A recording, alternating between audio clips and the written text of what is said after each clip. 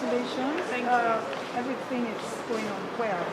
Now, a quick question for you. Why the theme? Why the choice of the theme?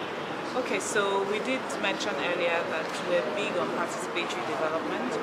We listen to the pulse, and there's no argument that we have a lot of challenges in the country with regard to security and conflict. If you noticed in the whole, we have NSCDC, we tried to get the Navy here.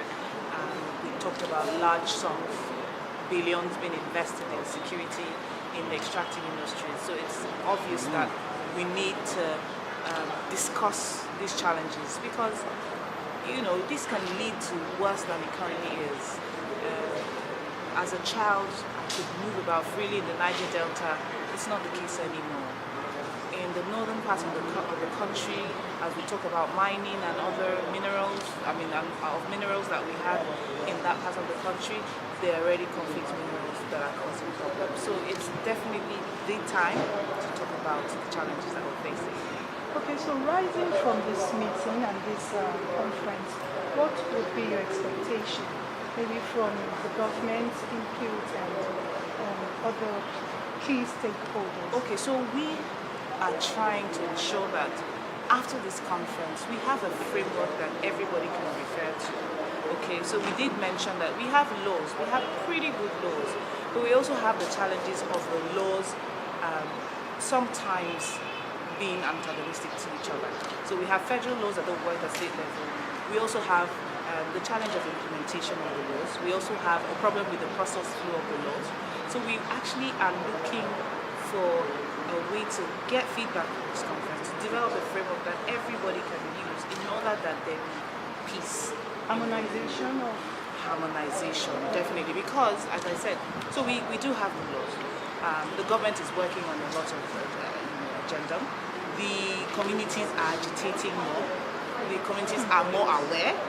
So we need to give everybody a tool to work with, a tool that is cohesive, a tool that would engender the peace that we seek for the nation, and that would help us to achieve more financial resources because, you know, there have been shutdowns, there have been vandalization, and there have been, these shutdowns have led to stoppage in production.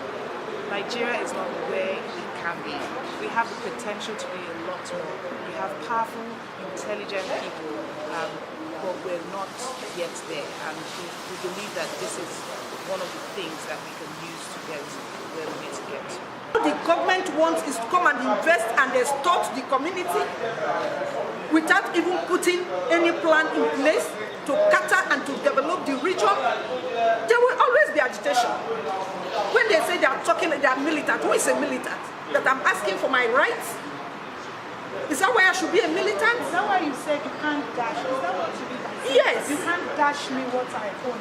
Yes, you can't dash me what I own. I want to tell you, beside the Central Hospital Kwale, you have gas flare.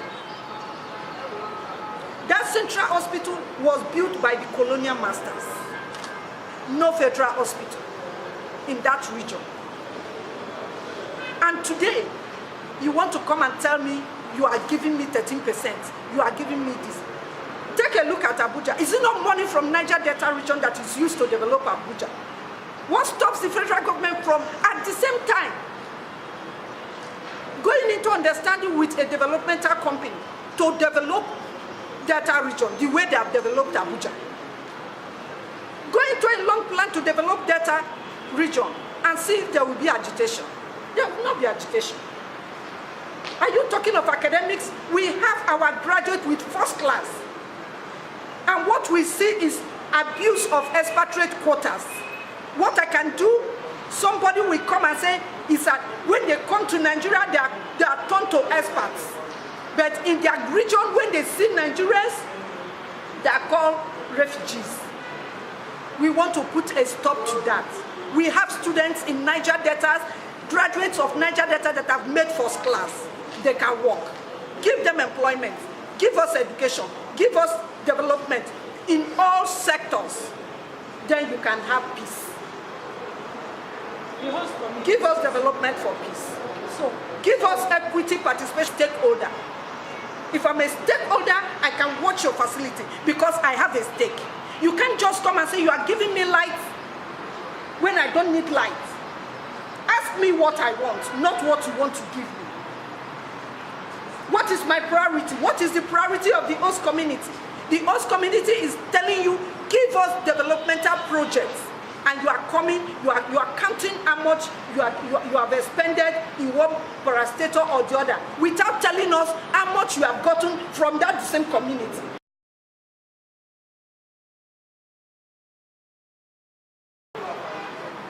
The passion to change that environment, the passion to change that region was born out of the suffering of my people. In Ndokwa ethnic nationality, as a case study, this is an ethnic nationality that gives 480 megawatts to the national grids that are still in darkness. There is no presence of oil, there is no presence of federal institutions outside the prisons. And that prison was built in the colonial time. Then we are talking about institution. There is no institution of higher level in that the same region that produces over 110,000 barrels of oil. They are proposing modular refinery everywhere in the region without environmental assess apartment impact reports. That is what we suffer in Ndokwa ethnic nationality. You talked about the government asking you, what do you want, not what yes. you want, or what do you mean by that? If you hear the government representative telling us how much they expended for only security, 404 billion naira for just security in a year. Why a particular area of Niger Delta is just asking for 350 to give them light, to million to step down light in that region? They cannot. They cannot give us higher students that have graduated with first class, no employment for them, and all they are after is talking about investment. The place you are investing, are you saying there are no people living there? You are talking of gas flare. The gas flare we are talking about, who are the people that suffers the heat? My opinion really is that I don't think more justice has been done to that. So I would just like to clarify some of the things that were said and also set a context and also talk about what the government... Okay, so the 20-point agenda was actually put together in August 2016, before the 16-point agenda was done. And the Niger Delta and security was one of the big wins. So the 7 big wins were actually, or is actually, the petroleum roadmap of the Nigerian government. And Niger Delta has always been topmost to that. So that big win, sorry, I was just writing notes furiously as you guys were speaking. The Big Win 5, which is the Niger Delta and security, was to deal with 3 key things: environment and security, infrastructure connection, capacity development, and economic empowerment. So the government first had what we called a Niger Delta Action Plan, which was put together in July 2016 by the minister and his team.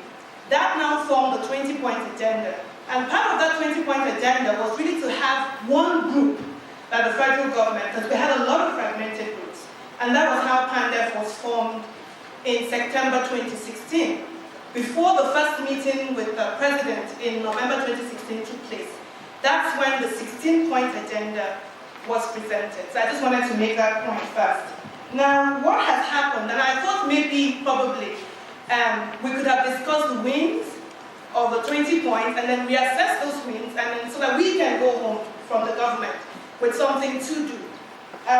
Those wins are really behind some key activities, which are the Nigerian gas flare commercialization projects. I just want to pick on what our academician talked about. That program just needs the regulation, which is now to be signed by the president. Once that's out, there will be a bid for the gas flare sites From then on, you can then have the development that you're talking about. Now that focuses on environment. So secondly, we have the modular refineries, which I think Charles talked about. Now when the Vice President did, and that's part of the political engagement, when he did the Niger Delta tour, he talked about the illegal refinery, which is affecting the environment. And that was basically to take the illegal refineries and form the framework. They can be part of the modular refineries with private investors. Now that's happening with the two that have, had the groundbreaking ceremony. We have 8 more. We had a target of 10 for this year. Then we have the development compact. Now, you mentioned, I think one of the persons here mentioned about the projects not, you have a lot of projects from NDDC and that's not going on. Now, what the development compact, which I must say, the first time we have an all-collaborative agency effort, first time ever in Nigeria, coming together to say we really want to develop the Niger Delta region. That has about 574 projects all being done, IOCs, independents, NDDC, all together, which will be monitored. So once FEC approves that document, what will then happen is that the project management office will be put together and then every project must be monitored. So then you can't say, oh, this person started and never finished. And part of that monitoring team will be the community. Also, we talked about, sorry, just one more. I think it's only fair. No, I think it's only fair that the session should do justice to what, let's say, a couple of wins we've had. So, the Maritime University reopened in April, and I think that's a huge plus for the region. Peace and stability has come to the region also because production is no longer, you talked about the losses in production. We went from an old low of 800,000 barrels per day, and we're now at 2.1. So I think that, a lot of wins have happened within the region.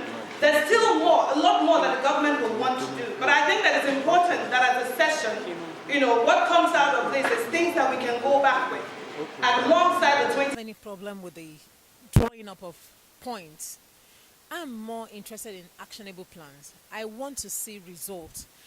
Over time, we've seen a lot of plans, policies, action 2 points, agenda 3 points, 16 points, 12. I mean, we're tired of it. We need to see action. We need to see the Niger Delta cleaned up. We need to see the people relieved of their pain. Nobody should be punished for the wealth that is geographically bound. This wealth is in their geographical space. We're benefiting, we're creating a lot of money for the society, and they should be the first beneficiary, first partaker of what is available to them. So for me, we're tired of stories, we're tired of fanciful papers. Let's see some action. And of course, we should begin to ask questions. If money had been invested in that place and we're not seeing it, let's follow up. That is what anti-corruption is all about. Who has taken what money for what purpose? Has the person done what he's supposed to do? If not, then let us use the law.